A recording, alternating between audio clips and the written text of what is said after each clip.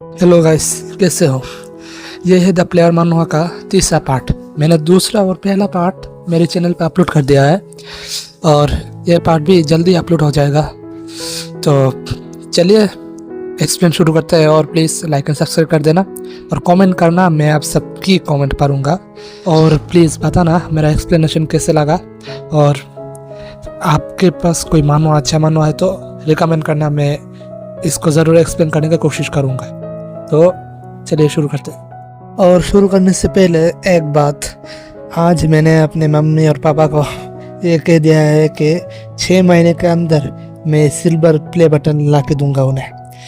फिर उन लोगों ने कहा अगर मैं ये कर सका तो वो लोग मुझे यूट्यूब करने के लिए परमिशन दे देंगे। तो तब तक मुझे यूट्यूब करना भी पड़ेगा और पढ़ाई लिखाई भी करना पड़ेगा। वैसे भी घर में खाने को खाना नहीं है, पीने को पानी नहीं है, मेरा नहीं है बाकी सबका है, क्योंकि मेरे मम्मी पापा को तो पैसा बहुत ही है पर मेरा फूटी कुरिया भी नहीं है। मम्मी पापा अपने बेटा हो इसलिए कभी कभी कुछ खाने के लिए दे देता है, वो भी घर का डायन खा लेता है। घर के डायन के बारे में नहीं जानते? अरे जिसे हम प्यार से कहते हैं बहना बहना, वो बहना, उनका क्या ही कहना। खाता है तो खाता है, कभी कुछ पीछे नहीं छोड़ता। आधा ये खाता है, आधा इसकी बेटी खाती है। ये मुझसे बड़ा है तो कुछ कह भी नहीं सकता। कुछ कहा तो कहता है मैं तेरा बहन हूँ, मैं तुझे पैसा देता हूँ, तो मुझे फिर से मेरे आगे बात किया तो मैं तुझे कुछ भी नहीं दूंगा। तो क्या करे भाई? तो प्लीज़ भाई गरीब को सब्सक्राइब कर दो यार, गरीब को सब्सक्राइब कर दो। अगर मैंने एक बार समझ लो सिल्वर प्ले बटन मेरे हाथ में आ गया, मैं तो उस डायन के मुंह में फेंक के मारूंगा।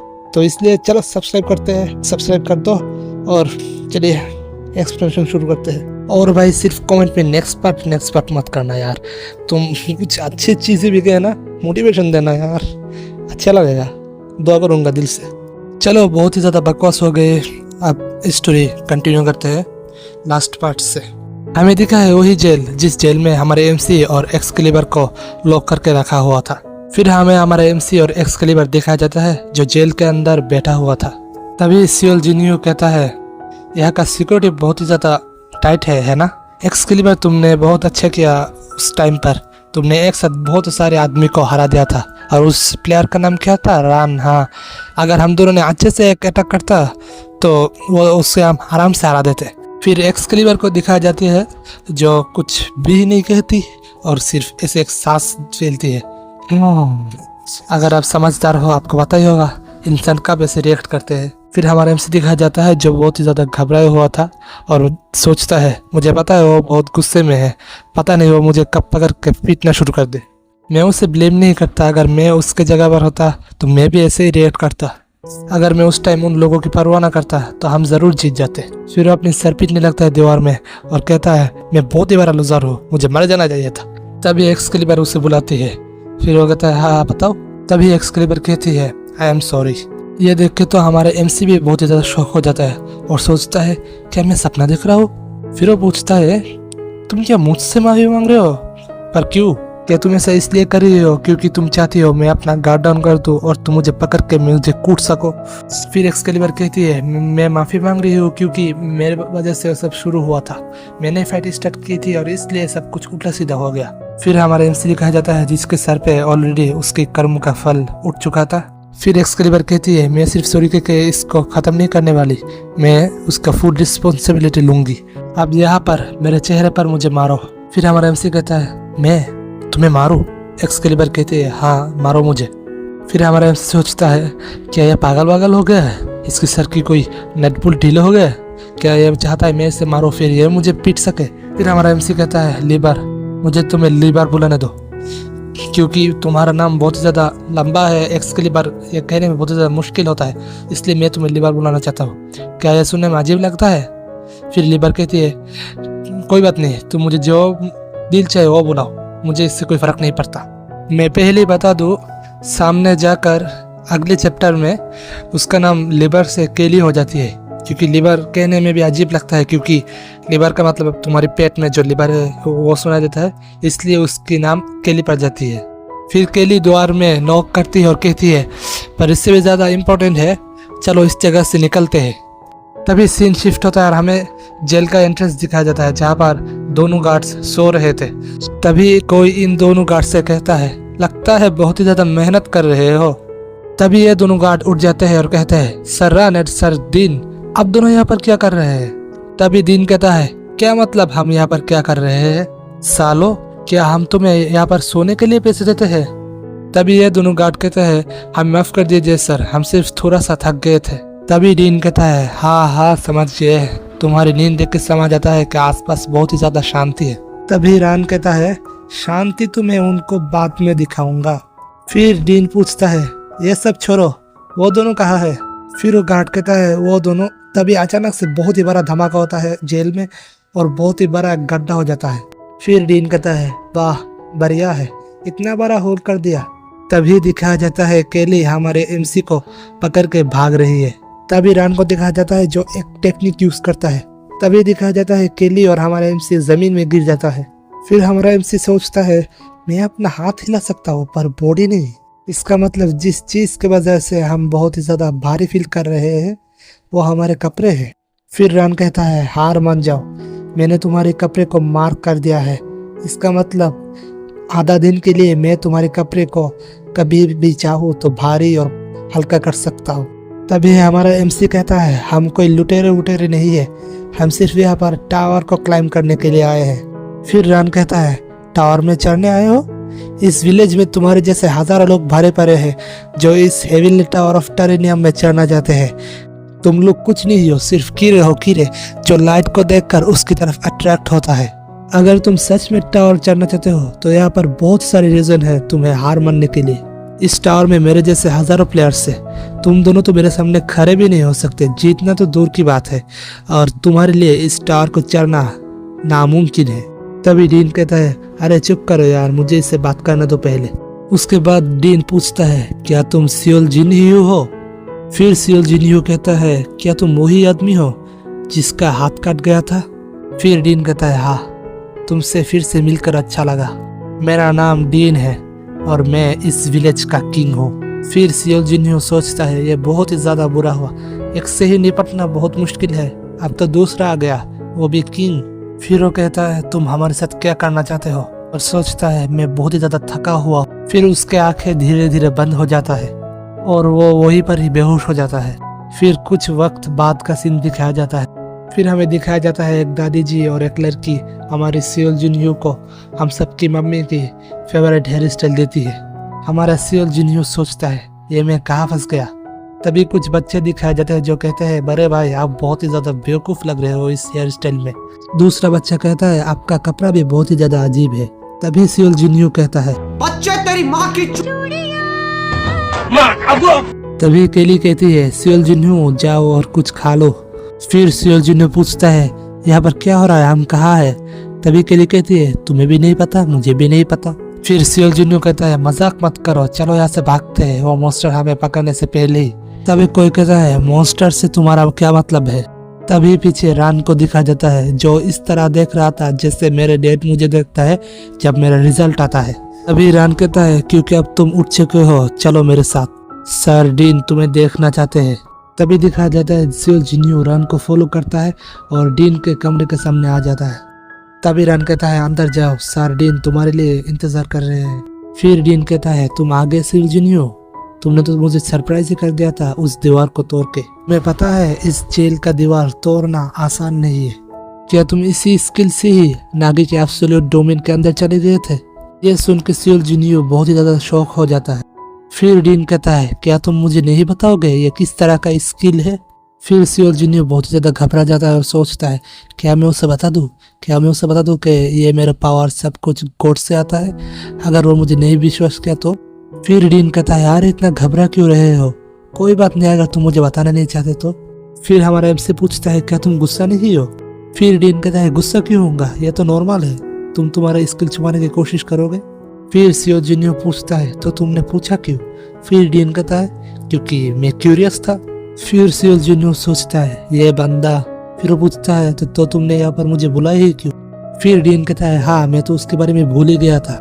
फिर डीन सियोल जिनह्यू को उसका सामान वापस देता है।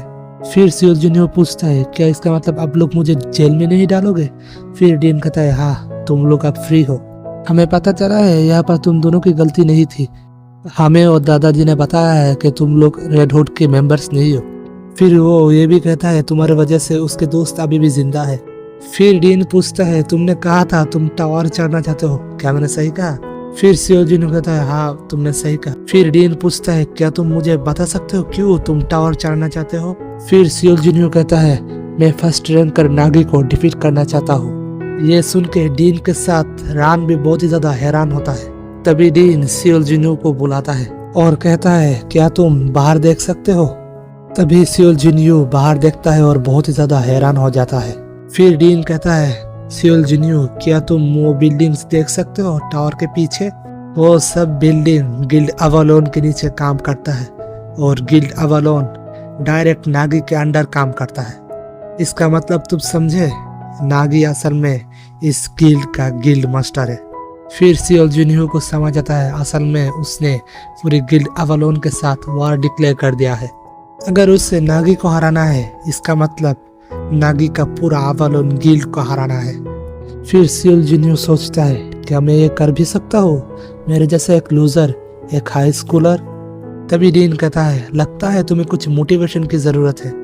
चलो जो भी हो मैंने डिसाइड कर लिया है, मैं तुम्हें हेल्प करूंगा टावर चढ़ने में। फिर सियोल जिन्यू पूछता है क्या आप सच में करोगे? फिर डीन कहता है हाँ क्यों नहीं, और ऐसा लगता है हम दोनों का गोल एक ही है। फिर सियोल जिन्यू कहता है पर इससे पहले मुझे जाने दो, आपके वजह से मेरा दम घुट रहा है। फिर डीन कहता है हाँ मुझे याद आया, सियोल जिन्यू क्या तुमने प्लेयर रजिस्ट्रेशन के लिए साइन किया है? फिर सियोल जिन्यू को दिखाया जाता है जो बाहर आता है और कहता है किसी तरह मैं बाहर आ ही गया, पर मुझे किसी तरह टावर में चढ़ने का तरीका मिल चुका है। फिर रन कहता है तुम्हें क्या लगता है तुम्हारे जैसे 2 कोरी का आदमी टावर चढ़ सकता है? सियोल जिन्यू तुम्हारा सपना बड़ा है पर दर्शन छोटा है। मैंने तुम्हें पहले ही वार्न किया है कि तुम्हारे अंदर टावर में चढ़ने का कोई क्वालिटी नहीं है, पर तुमने मेरी वार्निंग सुनने के बजाय उसका उल्टा किया। तभी रन बहुत ही ज्यादा गुस्से से कहता है सियोल जिन्यू तुम्हें क्या लगता है तुम नागी को हरा सकते हो? तुम सिर्फ एक कचरा हो, कचरा, तुम कुछ नहीं कर सकते। अगर तुम सोचते हो तुम नागी को हरा सकते हो तो चलो मुझे अभी दिखाओ तुम कितना ताकतवर हो। फिर बीच में काली आ जाती है और उन्हें रोक देती है। फिर वो पूछती है क्या मैंने उसके हाथ को मिस कर दिया? तभी सियोल जिन्यू पूछता है काली तुम यहाँ पर क्या कर रही हो? फिर काली कहती है सुन बे, तू रान और तेरा नाम जो भी हो, तू कौन होता है हमें यहाँ पर ऑर्डर करने वाला? एक दिन देखना मैं और सियोल जिन्यू इतना ज्यादा स्ट्रॉन्ग बन जाएंगे और तेरा एटीट्यूड ठीक करेंगे। फिर सियोल जिन्यू कहता है हाँ उसने सही कहा, हम दोनों इन फ्यूचर बहुत ही ज्यादा स्ट्रॉन्ग हो जाएंगे और इस टावर को चढ़ेंगे और नागी को भी हम जरूर हराएंगे। फिर रन कहता है लगता है मेरी बात तुम्हारे दिमाग में अभी तक गया नहीं, पता नहीं सर रन तुम दोनों के ऊपर क्यों अपना टाइम वेस्ट कर रहा है।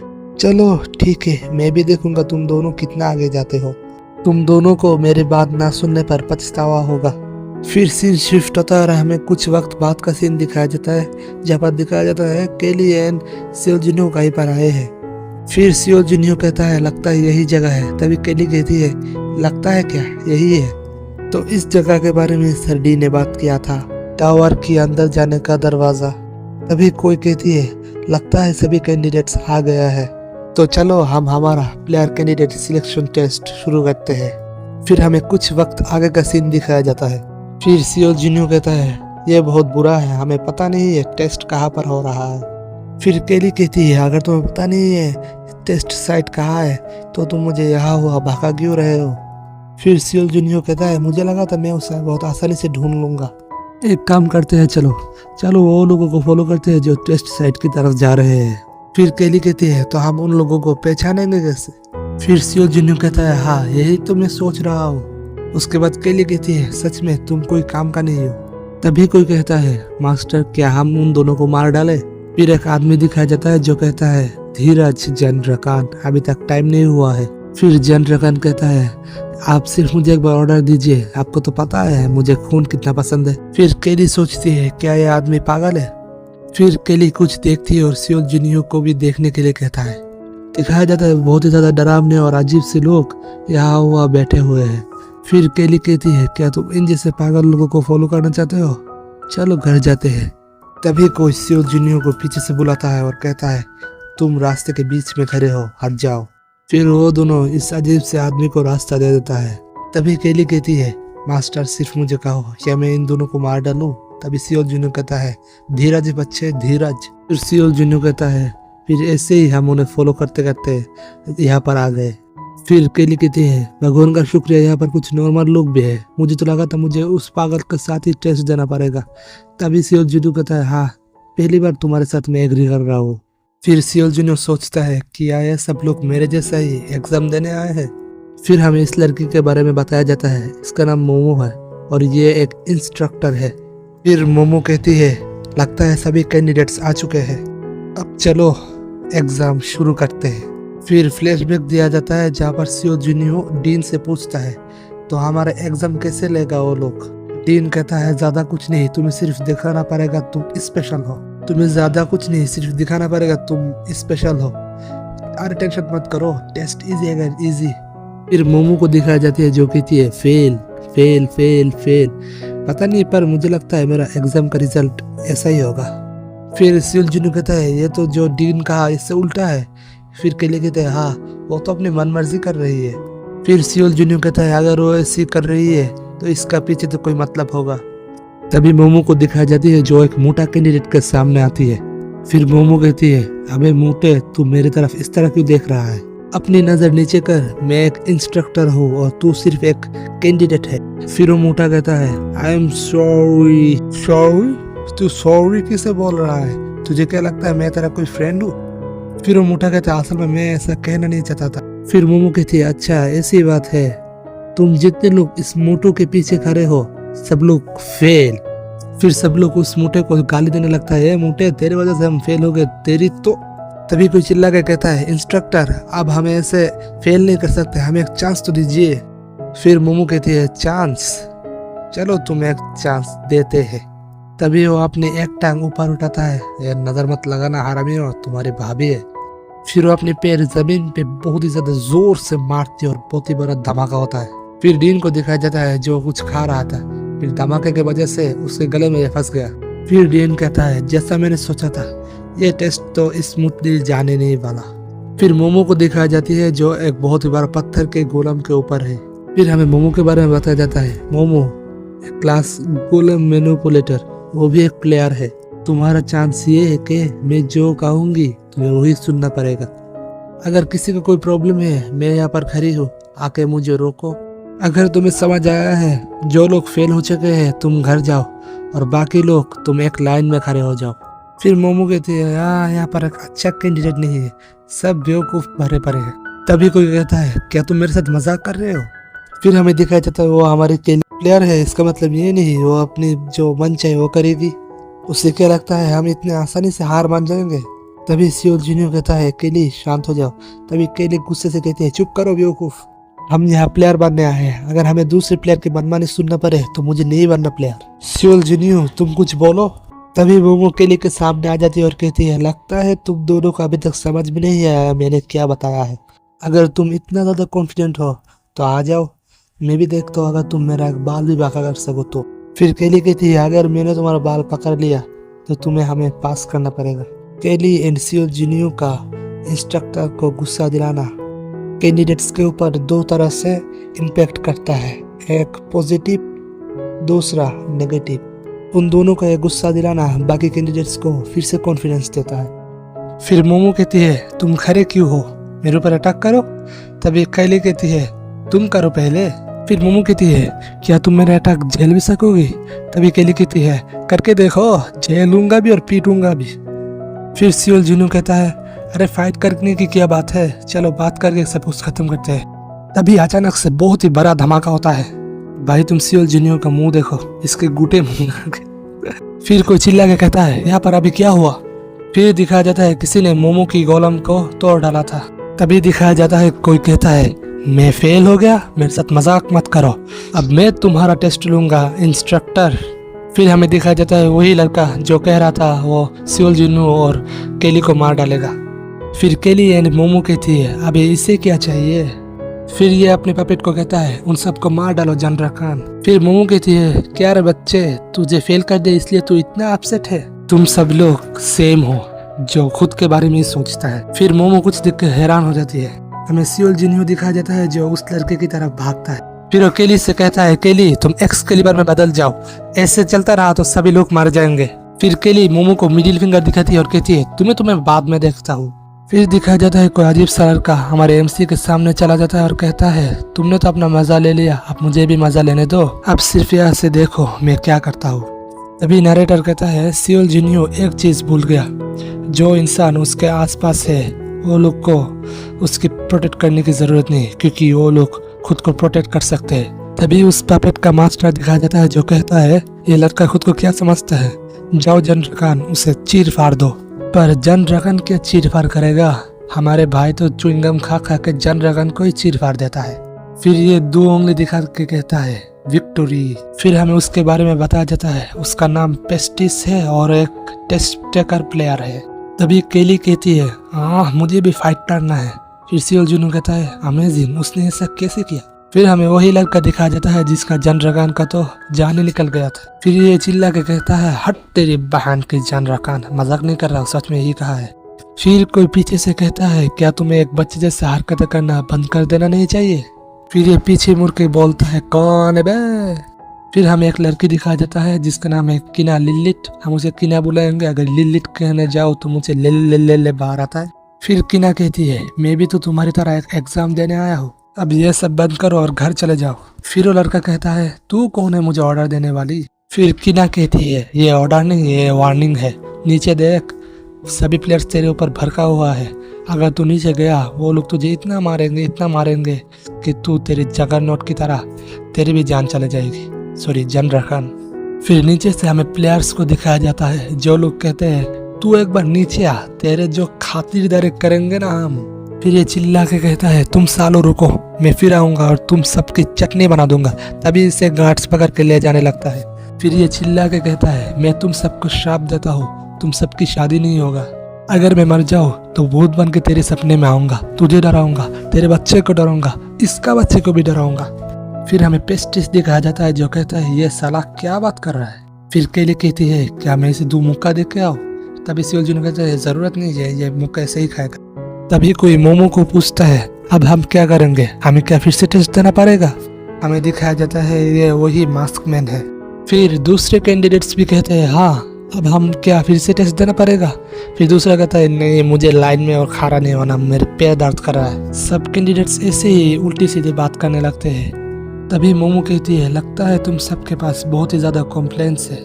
फिर एक लड़की कहती है हाँ हमारे पास बहुत ही ज्यादा कॉम्प्लेंट्स है, तुम्हें क्या लगता है हम इतने दूर से आए तुम्हारी मनमानी देखने के लिए। फिर मोमो कहती है अच्छा जी ऐसा है क्या। भाई अगर बैकग्राउंड से कोई आवाज आ रहा है तो माफ करना, मेरी मम्मी पका रही है। मैंने कहा मैं रिकॉर्डिंग कर रहा हूँ मुझे मत डिस्टर्ब करो। फिर वो कहती है जा बाहर जगह रिकॉर्डिंग कर, घर में तेरा कोई जगह नहीं है, गरीब का कोई इज्जत ही नहीं है घर में। तभी दिखाया जाता है एटमॉस्फेयर बहुत ही ज़्यादा टेंस हो जाता है, सभी लोग अपने वेपन निकाल लेते हैं फाइट करने के लिए। फिर मोमो कहती है अरे इतना गुस्सा करने की क्या ज़रूरत है, तुम सब तो पास हो। फिर दिखाया जाता है सभी शॉक हो जाता है और कहता है क्या पास हो गए।